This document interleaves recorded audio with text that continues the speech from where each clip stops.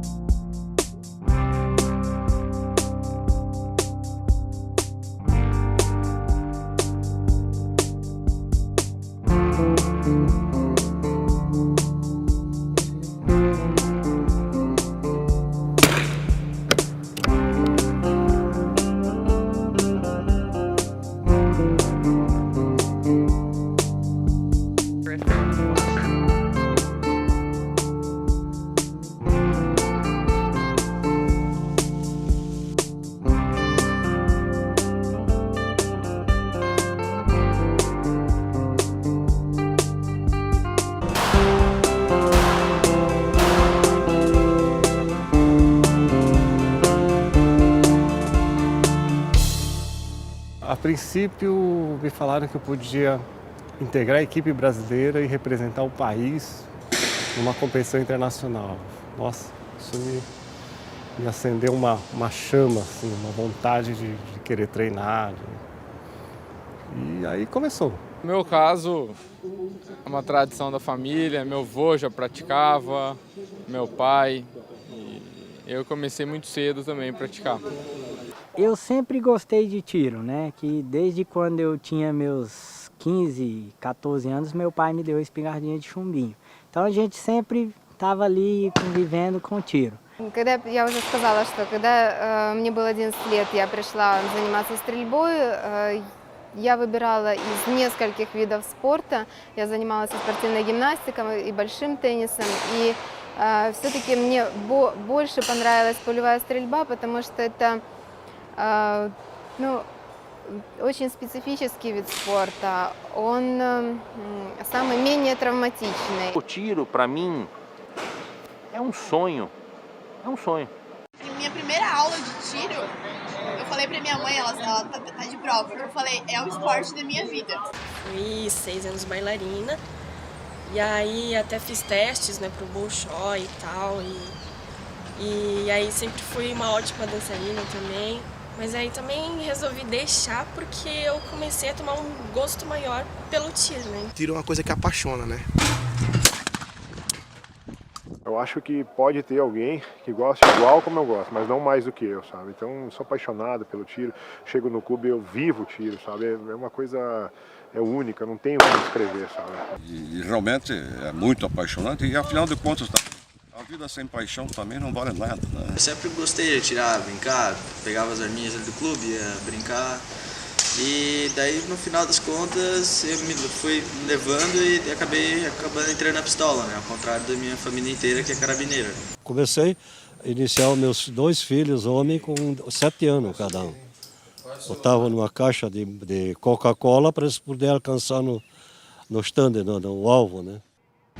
Eu fui atirador desde que nasci, eu sou filho de atirador, neto de atirador. Participo de uma família toda envolvida com tiro, e quando eu fui jovem, né, apesar de todo o apoio com meu pai, minha família, meus irmãos, mulher, meus tios, não existia uma estrutura dessa forma acolhedora e que pudesse me impulsionar para novos objetivos. Meu filho pequeno, já de 10 anos, atira, meu mais velho de 14 também. Tenho histórico de ter bisavô que era campeão de tiro, meu sogro é campeão de tiro, todos os meus cunhados participam já participaram de seleção brasileira, enfim, uma família. O tiro está inserido na vida cotidiana. Um exercício muito interessante para o ser humano, porque na nossa vida toda nós buscamos acertar alvos, atingir metas, e o tiro traz uma analogia direta com essa necessidade de todo ser humano. O esporte último em índice de acidente e incidentes. É um esporte extremamente formativo porque é fortemente emocional. Aprende a controlar as emoções, o que é útil extremamente na vida e nas profissões também. Não? Terceiro ponto, é um esporte que se pode praticar a todas as idades e, portanto, junta um rapaz de 15 anos, uma mulher de 15 anos com um velho de 80. Então tem um lado social extremamente interessante. Qualquer pessoa pode começar a atirar. A Ana Luísa começou a atirar com 25 anos e está nos Jogos Olímpicos com 38. Não é maravilhoso? Qual esporte onde você consegue essa experiência? O tiro é um dos esportes que dá maior longevidade ao atleta. Então, existem atiradores aqui com 60 anos de idade com a mesma performance quando ele era novo. O campeão olímpico de carabina deitado, que fez 600 pontos em 600 possíveis esse ano na Olimpíada, tem 44 anos. Então isso é um ganho muito grande do nosso esporte. Tudo foi acontecendo naturalmente. Eu acho que o que mais me levou a chegar numa Olimpíada foi o amor ao esporte, que eu sou apaixonado, aficionado desde criancinha. Comecei muito cedo. Quanto mais cedo o início no esporte, melhor. Em Jogos Olímpicos não faltam exemplos de homens e mulheres que se tornaram medalhistas antes de atingir a maioridade. A Olena Kostevich, ela é ucraniana, ela com 16 já estava ganhando o campeonato mundial. И набираюсь опыта, и так как наш вид спорта не ограничен в возрасте, поэтому можно эти навыки использовать на протяжении всей своей спортивной карьеры. O Lucas Schick, ele ganhou em arma de fogo, medalha de ouro olímpica com 16 anos. On these Olympic Games, shooter from Korea, the girl that had 19 years old, she won Olympic Games. Como é que um país como a República Tcheca tem tantos medalhistas olímpicos, né?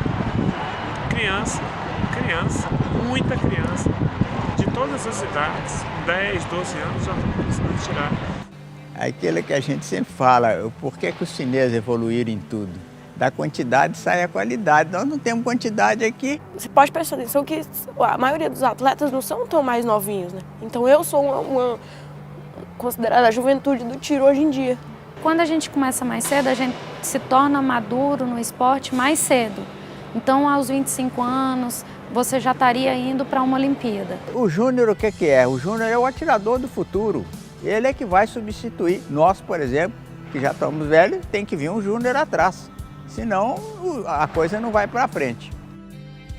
O sul do Brasil, tradicional celeiro de grandes atiradores, sai na frente tanto em número de atletas ranqueados entre os 10 primeiros da Confederação Brasileira, quanto no quesito popularização do esporte. A colonização europeia contribuiu para o surgimento de modalidades citadinas como o tiro-seta, que permite a um custo baixo fazer uma ponte entre a inclusão social e o entretenimento. Tem uma pessoa que trabalha comigo lá na Tupi, que sempre dizia assim para mim, diz ele, Gerson, olha, para ser bom precisa só 3 coisas, treinar, treinar e treinar. Pronto, é só isso. Na escolinha de tiro de Joinville, os alunos aprendem através de um método de ensino alemão o que significa ser um atirador. E uma nova geração vai conquistando um lugar na história do esporte. Os atletas são direcionados, são apresentados para as várias modalidades olímpicas. Então, nós focamos o trabalho em ar comprimido e, à medida que eles evoluem, que eles crescem e chegam à maioridade, então a gente também faz essa introdução nas armas de fogo. Mas então, eles, depois de 6 meses, eles já estão praticamente direcionados para a modalidade que eles vão se desenvolver. As inéditas medalhas de ouro por equipe conquistadas pelos atiradores Júlio Almeida, José Carlos Ciengo e Emerson Duarte na prova de tiro rápido no Mundial Militar do Rio e na competição de fogo central no Mundial em Munique em 2010 mostram como o tempo de preparação faz toda a diferença.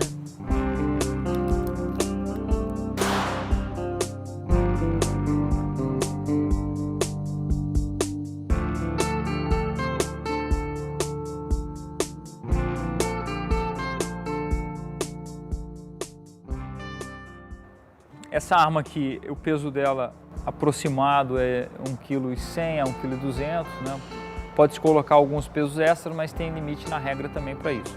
Depois de fazer a empunhadura, o atirador toma uma posição da sua preferência em relação ao alvo, né? Como é com uma das mãos só, é permitido somente uma das mãos, normalmente se fica um pouco mais de lado em relação ao conjunto de alvos. Depois de fazer o cheque da posição, a conferência do alinhamento das miras, ele abaixa a arma e espera o comando de início da prova, que no alvo eletrônico é um comando de luz e no alvo de papel o alvo ele gira e fica exposto de frente para o atirador. Então, a partir do momento que inicia o giro, ele pode iniciar um movimento do braço. Depois que subiu a arma, ele realiza o tiro normalmente por uma das extremidades. O atirador destro realiza o tiro no primeiro alvo da direita e ele vai girando o tronco conforme ele vai disparando. O alvo ele tem meio metro de uma extremidade à outra e ele é zoneado, ele tem as zonas de pontuação que a zona começa no 10 e vai até o 5. Em cada série, quanto menos tempo, mais difícil fica sendo a série, né? Mas na verdade, um resultado de 60 tiros, um bom resultado é, no máximo, perder 20 pontos. Essa é uma arma de pistola livre. Pistola livre é uma prova de 60 tiros, feita num stand de 50 metros, com alvo de precisão. O que quer dizer isso?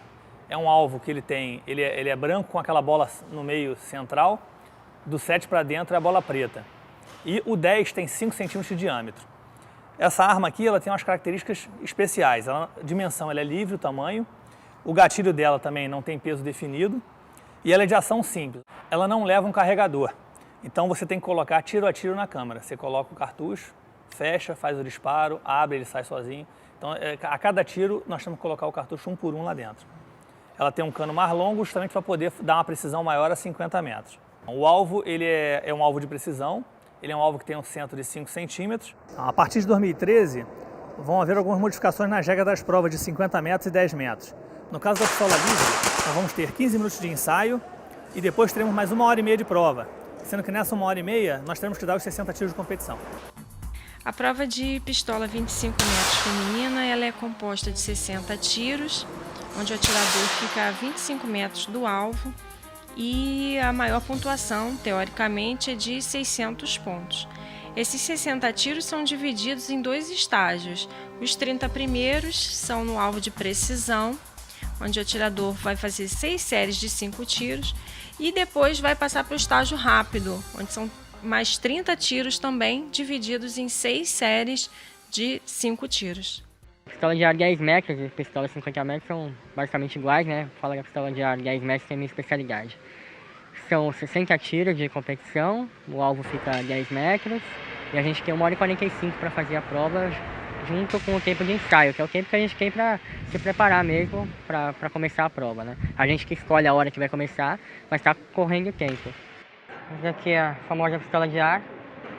Como que ela funciona? É uma arma pneumática, então o ar que está nesse cilindro, ele abastece uma câmara e quando a gente feita o disparo, o ar que está armazenado empurra o chuminho.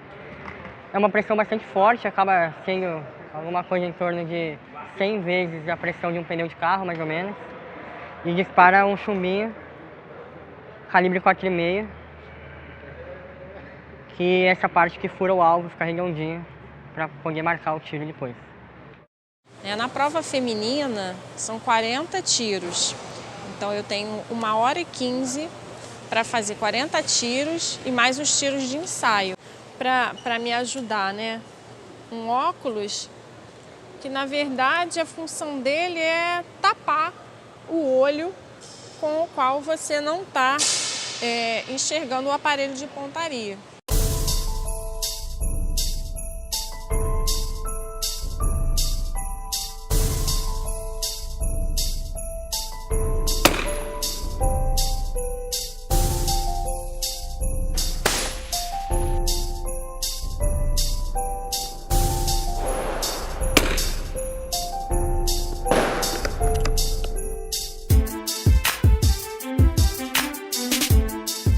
A prova de carabina de ar é uma prova olímpica em que, na modalidade para os homens, ela é composta de 60 tiros de pé, direto, em 1h45, e para as mulheres, 40 tiros em 1h15.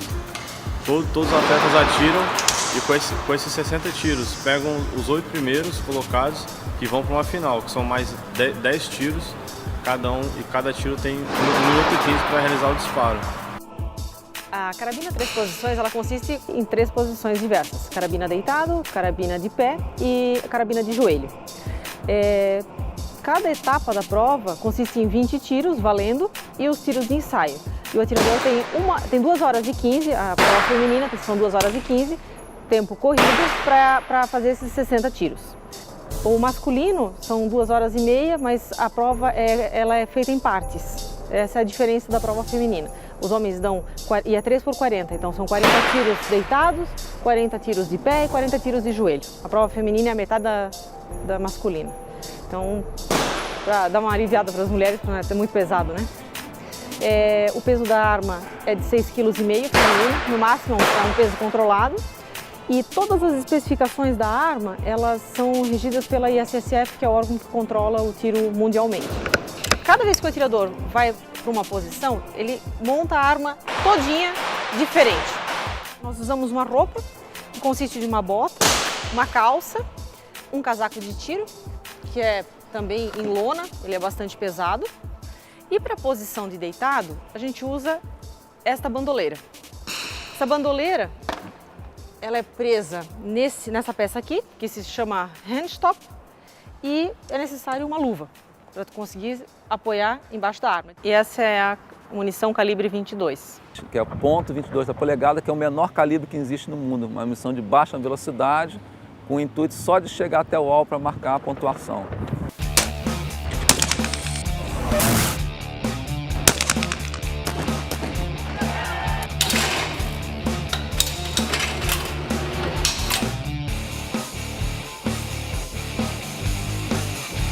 Normalmente é praticado por 6 atiradores ou menos, no máximo de 6. Ficam impostos na posição 1, 2, 3, 4 e 5. E um fica circulando, ou seja, forma-se um rodízio. Séries de tiros são de 50 tiros. São 3 séries de 50, fazendo um total de 150 tiros. O cartucho que nós usamos é o cartucho CBC, excelente qualidade, calibre 12. Os pratinhos são máquinas que elas ficam a 15 metros de onde nós atiramos e elas lançam o prato a 55 metros. Ou seja, o pratinho de onde nós estamos ele cai a 70 metros. O intervalo entre um tiro e outro é menor do que 1 segundo. Então tudo acontece muito rápido. Vou falar do tiro esportivo, especificamente do skit, que é uma modalidade de tiro ao prato, em que a gente dispara 25 pratos em um campo de tiro que é disposto na forma de metade de um relógio, com 8 postos, 25 pratos em cada série que se dispara. A gente utiliza como equipamento de proteção óculos. Além de proteger, ele destaca também o prato, ele tem essa capacidade de destacar dependendo da lente que se usa. A gente usa um abafador auricular. A espingarda que a gente usa, uma espingarda de canos sobrepostos paralelos, calibre 12. Uma peculiaridade no skit é a forma da coronha, que é feita sobre medida. Todas são feitas em todas as modalidades, mas o skit ela é bastante singular porque é uma modalidade em que a gente sai com a espingarda baixa e tem que levar ela ao rosto para atirar, determinado por uma altura de uma faixa que a gente tem na cintura. O skit ele tem uma característica que os pratos saem de casas, que a gente chama de casa alta e casa baixa. Esses pratos se cruzam na metade dessa circunferência, dessa semicircunferência que é o campo de tiro. E o objetivo é quebrar o maior número de pratos possíveis. Numa qualificatória masculina, a gente atira 125 pratos divididos em 2 dias, 75 no primeiro dia, 25 e 50 no segundo dia. E na qualificatória feminina, 75 pratos, atirados todos em um dia só e mais a final. A força olímpica é uma modalidade onde as máquinas dos pratos ficam localizados numa fossa e eles são lançados a 76 metros de distância, uma velocidade de 100 a 120 km por hora. E ela consta de 25 pratos cada série, sendo que nas mulheres são 3 séries e para os homens são 5 séries. Você tem a possibilidade de dar 2 tiros na fossa olímpica. Se você erra o primeiro, no mesmo prato você pode dar o segundo tiro. E a Federação Internacional, ela distribui 9 planilhas. Para as mulheres, elas atiram uma planilha, que é sorteada um dia antes da competição, e os homens atiram 2 planilhas. É difícil, tu sabe, sai um prato, tu erra, não é possível. Voltei ao zero de novo, não. Ela é difícil, mas a modalidade... Eu resumo tudo isso numa única coisa. É uma modalidade difícil, apaixonante e de querer todos os dias acordar, planejando um jeito diferente de chegar no prato. O que me fascina é quebrar o pratinho. É maravilhoso. Você só aprende errando, porque você corrige o seu erro. E se a gente levar isso para a vida, isso é uma coisa muito positiva. Então o tiro é um desafio. Na minha opinião, eu acho que até essa palavra é mais apropriada para o tiro. Desafio. Em 99, eu atirava trap americano, era a última etapa do brasileiro, e eu fiz lá no trap single, eu fiz 200 e 200, e fui atirar o trap double e fiz 100 e 100. Eu dei 300 tiros num dia sem errar. Esse recorde até hoje ninguém bateu. Eu acho que o tiro é essa competição que você tem, não com o seu oponente, mas consigo mesmo. Você aprende a lidar com frustração e com vitória, que é um sentimento que toda pessoa tem que saber lidar, e a gente vê muito. Aí tem gente que não sabe lidar com isso, mas o esportista ele aprende a lidar com isso. Isso aí tem reflexos positivos na vida civil, no dia a dia. Antes eu era muito agitado, agora até no colégio os professores falaram que desde que eu comecei a tirar, assim, eu fiquei mais concentrado, comecei a melhorar minhas notas, ficar mais calmo. Acho que o esporte te proporciona tanta emoção, né? Quer dizer, quando a gente fala emoção, é a alegria, é a felicidade, é a raiva, é o desgosto, é a perplexidade. Eu acho que o esporte te dá a maneira de experimentar tudo isso de uma forma sadia, né?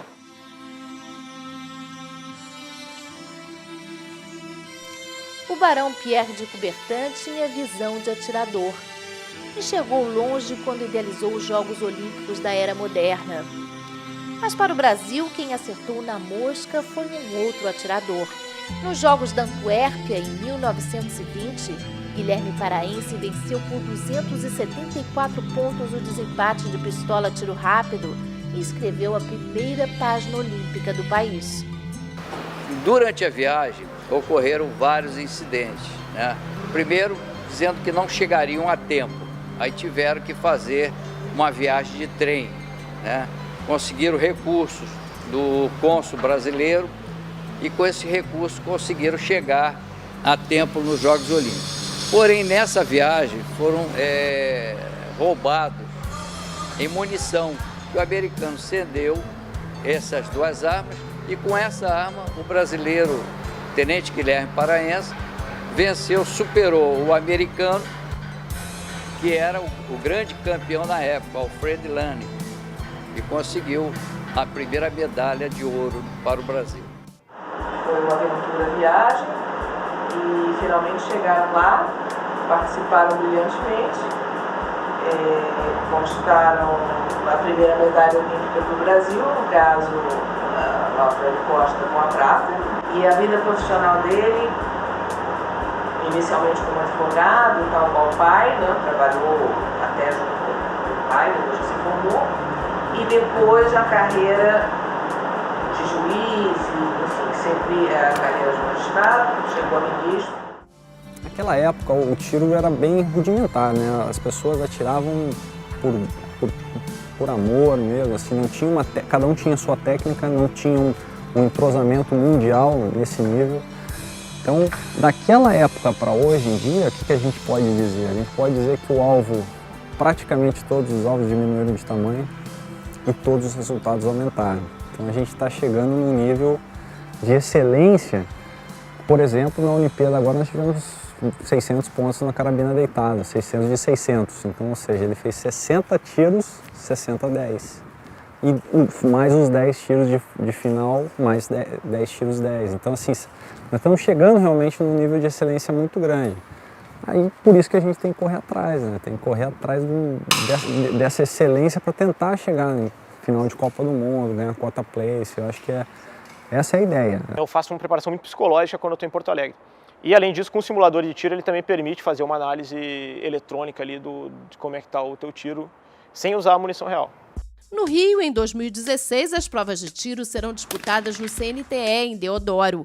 No Brasil, nós só temos um stand no equipamento eletrônico, é o Centro Nacional de Tiro Esportivo, que fica em Deodoro, é uma área do Exército Brasileiro, mas o Centro Nacional de Tiro Esportivo ainda é do Ministério dos Esportes. O nosso stand foi construído em 2007 para o Pan-Americano e já com o intuito de utilizá-lo também nas Olimpíadas. Então, nosso stand já está praticamente pronto para as Olimpíadas. Который здесь, вот, в Рио-де-Жанейро, он очень похож мне на сиднейский тир, в котором проводились Олимпийские игры. Здесь очень хорошее освещение, очень хорошие тиры, очень удобно для зрителей. И сегодняшний мой результат говорит сам за себя, что здесь можно попадать в высокие результаты. Felipe Fusaro e Ana Luísa Ferrão foram os únicos atiradores brasileiros que conseguiram a cota place, índice que garante a vaga olímpica. A 15ª edição das Provas Olímpicas de Tiro em Londres foi realizada numa infraestrutura temporária, montada num antigo quartel que abrigou a Artilharia Real Britânica de 1802 a junho de 2007.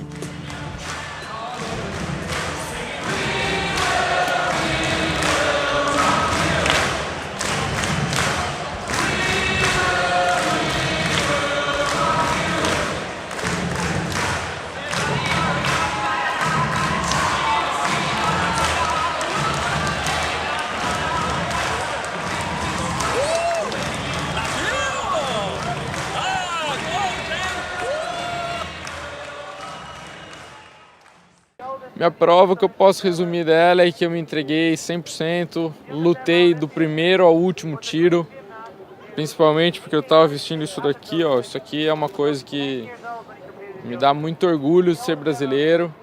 E tendo em vista que a prova é comandada tiro a tiro pelo árbitro e de modo que todo o público pode torcer tiro a tiro, aumentou imensamente o interesse do público pelo esporte, porque ele consegue entender e ver em tempo real o que está acontecendo a cada tiro que cada atleta dá.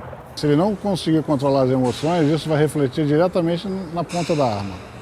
É diferente do nadador, se ele estiver muito ativado, ele cai na piscina e ele vai nadar. E o atirador, se estiver com uma ativação acima do normal, a ponta da arma dele vai bater junto com o coração dele.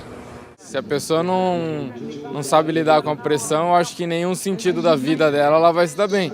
Em qualquer parte da tua vida você vai sofrer pressão da sua esposa, do seu filho, do seu trabalho, enfim. Tudo exige você fazer o melhor de si sempre. Nesses 5 meses fizemos o máximo. Tem só que parabenizar, né? Porque a gente sabe que não é fácil, tem que treinar muito. Eu acompanhei, principalmente a Ana Luísa treinando domingo a domingo praticamente no Rio de Janeiro. Tem que dar parabéns. Oh, very nice games. My first games, and it was a dream for me. I really like them too. And I think that's what happens with the Olympics is it's one time every 4 years that sports like shooting can come to the forefront and have some attention. Por trás do desempenho olímpico dos atiradores, existe um profissional cada vez mais valorizado no mundo do tiro esportivo, o técnico. O maior problema do treinador é técnica, mas a técnica no tiro é impossível separar da parte psicológica.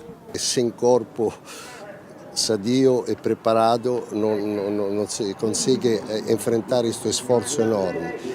E treino mental, porque sem a mente que responda em modo apropriado aos momentos intensos que se vivem na pedana, é claro que os outros 2 elementos ficam inúteis, ou seja, a parte técnica e a parte física. Hoje em dia acontece que nós temos a oportunidade de ter um treinador, coisa que há muito tempo atrás não tinha.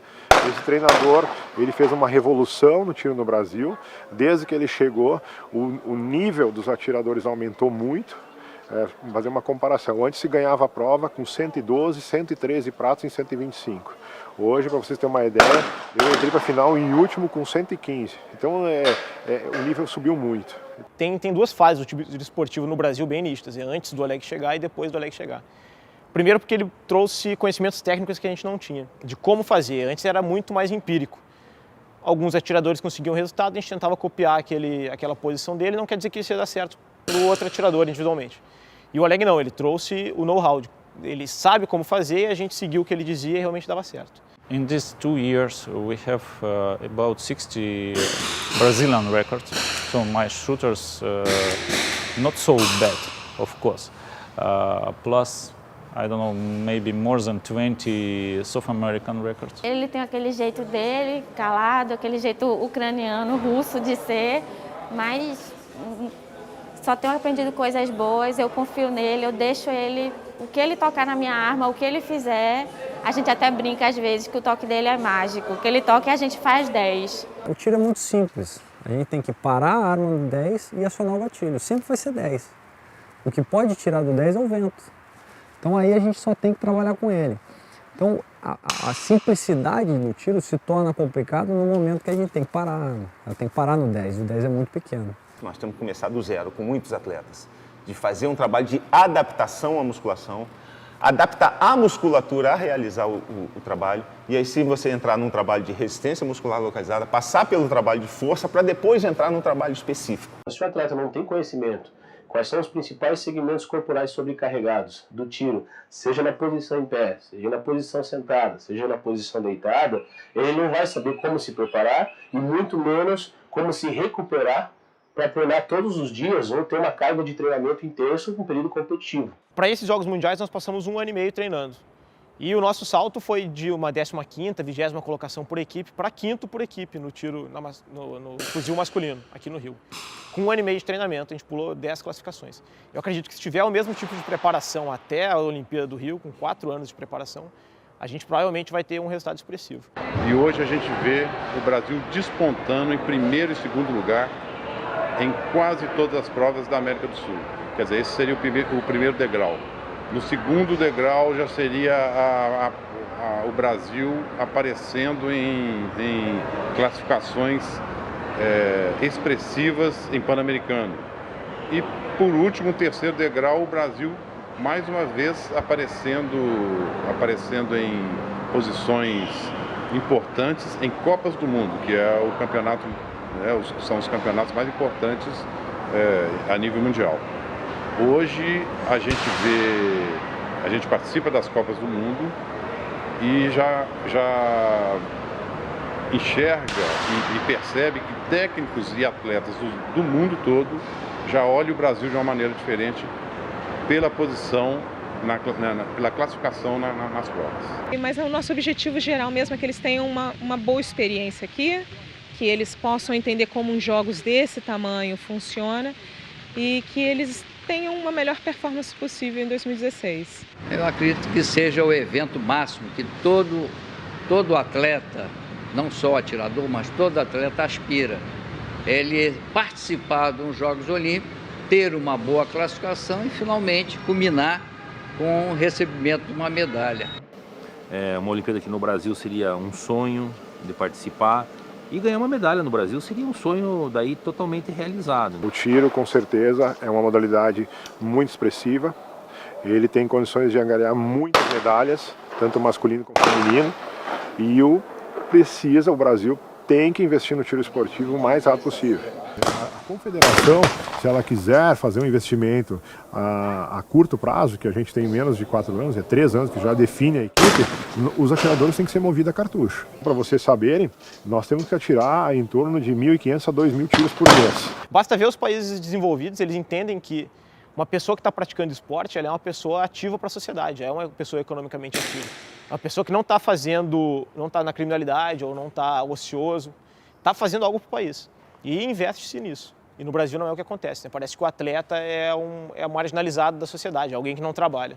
Só numa Olimpíada, o tiro esportivo tem condição de dar para um país 30 medalhas. Né? Então a gente tem visto nessas últimas Olimpíadas países que já enxergaram isso e estão investindo em atletas do tiro esportivo. Что в Бразилии много хороших стрелков, которые могут показывать высокие результаты и хорошо стрелять. И я надеюсь и желаю им удачи, чтобы за 4 года они очень хорошо подготовились и достойно представили свою страну на Олимпийских играх. Nós criamos ranking e os atletas que pertencem a esse ranking, hoje a gente chama de ranking qualidade, é com esses atletas que a gente tem feito o trabalho mais profundo de aprimoramento e de participação em campeonatos internacionais para eles adquirirem experiência e nesse ambiente internacional de tiro, que no tiro é muito importante. O tiro, se o atleta não tem a vivência e a convivência com atletas de ponta do mundo, dificilmente ele se acostuma com esse ambiente e isso vai, se ele não tem esse costume, isso vai prejudicá-lo na sua evolução. Essa medalha de Guadalajara, ela trouxe uma emoção muito especial porque foi a competição mais importante que eu participei e foi uma competição em que eu estava representando o Brasil com larga cobertura da imprensa e que teve uma repercussão muito boa para o esporte, para a divulgação do esporte. Então não foi uma medalha só, uma conquista pessoal, foi uma conquista de toda uma equipe que me apoiou para chegar nessa medalha e também uma conquista para o país. Eles vão a uma competição em equipe, eles ganham em equipe, eles voltam para casa em equipe e quando eles voltam para a escola, para os seus lares, para as suas famílias, eles dizem que eles fazem parte de um time. Quando eu entrei para competir, eu não pensava no eu pensava no país. E isso dá uma força, dá uma energia extra e é mais um fator motivacional para o Rio 2016. Quando o hino nacional toca, a gente se arrepia e vestir esse uniforme não tem preço. É muito bom. E a Olimpíada realmente ela mexe muito com o emocional do atleta, né? Pela importância que ela tem no cenário esportivo mundial, né? Eu sonho com certeza em participar de uma Olimpíada, quem sabe um dia até ganhar. A gente treina para isso mesmo, para ser promessa, ir lá e fazer ponto e ganhar ouro. Força Brasil, né? Ça va être bien, je pense. Pourquoi? Parce que Brésil, c'est très grand et il y aura des grandes, je suis sûr qu'il y aura des grandes infrastructures. A gente vai chegar lá, se Deus quiser. Depois disso me aposento, mas até uma Olimpíada. Se nós continuarmos nesse ritmo de crescimento e tal, nós podemos chegar no Rio 2016, um dobro ou triplo de praticantes, eu acho que já vai ser um ganho maravilhoso. Essa é uma ideia, esse comprometimento dos atiradores está sendo feito. Eu acho que tem que haver uma cobrança agora nossa em relação à Confederação e ao Comitê Olímpico para eles investirem logo, urgente. Eu tenho certeza que o Brasil vai fazer um bom trabalho, sim. No momento que tu está no Brasil e tem chance de ir em busca de uma medalha, seja qual for, ouro, prata ou bronze, tu tem que ir para ganhar, tem que ir para fazer o teu melhor. O ápice da carreira do atleta é ele participar da Olimpíada. Eu vou estar lá, com certeza. Eu quero, eu posso, consigo. A vaga já é minha. Olimpíadas. Eu quero pódio. Só isso. É um sonho. Os atletas também com certeza vão estar mais motivados e vão dar o seu melhor e vai ser a melhor participação do Brasil, com certeza. A disciplina é a ponte entre os sonhos e as realizações. No momento que a gente entender que ser uma potência olímpica não é somente em relação ao esporte, que o fato de ser uma potência olímpica está ligado a ser uma potência econômica, a ser uma potência social, vai vir mais investimentos para o esporte. E quando a gente tiver essa consciência, o esporte vai alavancar e o Estado vai dar mais importância para o esporte, coisa que deveria ser dada. A vida não vai acabar em 2016. Nós estamos pensando não apenas na Olimpíada que vamos sediar, mas também nos ciclos olímpicos que se seguirão, em 2020, em 2024. Então, o que nós estamos formando hoje são atletas para o futuro.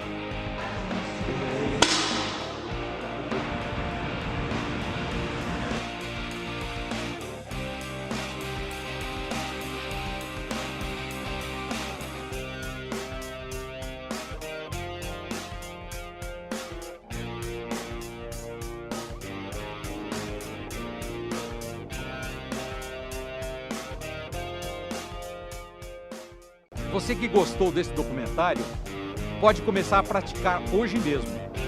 Vá a uma loja, compre uma carabina de pressão E uma brincadeira de fundo de quintal pode te levar até uma Olimpíada. Ter um alvo, um objetivo, realizar um exercício com precisão e finalmente acertar é muito gostoso. Obrigado a todos que participaram deste projeto. Dedicamos a vocês este documentário. Sucesso! Nos vemos no Rio em 2016.